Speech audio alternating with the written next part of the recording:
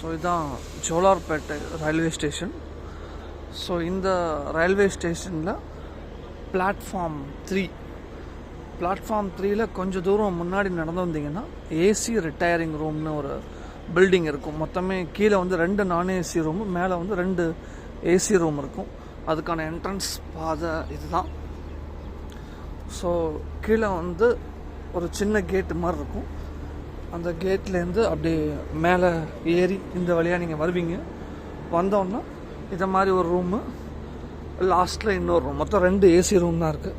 So எனக்கு கொடுத்தது 2வது ஏசி ரூம் கொடுத்தாங்க.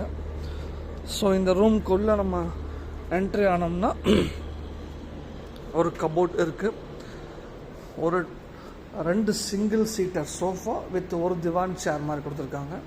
அப்புறம் இங்கே ஒரு ப்ளக் பாயிண்ட்டு, 2 டியூப்லைட், 2 ஃபேனு, ஒரு ஏசி, ஒரு கபோர்டு புதுசாக இருக்குது, ஃப்ரெஷ்ஷாக தான் இருக்குது. அப்புறம் ஒரு நல்ல ஒரு டேபிள், ஒரு பெரிய சைஸ் டேபிள் தான் சொல்லலாம். ஒரு 3 சீட்டர் சோஃபா இருக்குது, நம்ம லக்கேஜ் மற்ற கூட வச்சுக்கலாம். டபுள் பெட்டு வித் 2 பில்லோ, நல்லா இருந்துச்சு.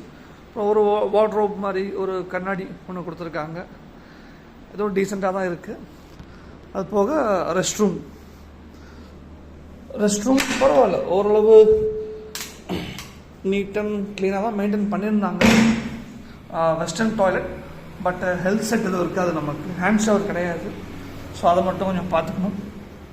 மற்றபடி ரிட்டையரிங் ரூம் இன் ஜோலார்பேட்டை ஒரு 350 rupeesக்கு ஃபுல் டே 24 hours ஏசி ரூம்ங்கிறது ஒரு வர்த்தான ஒரு ஆஃபர் தான்.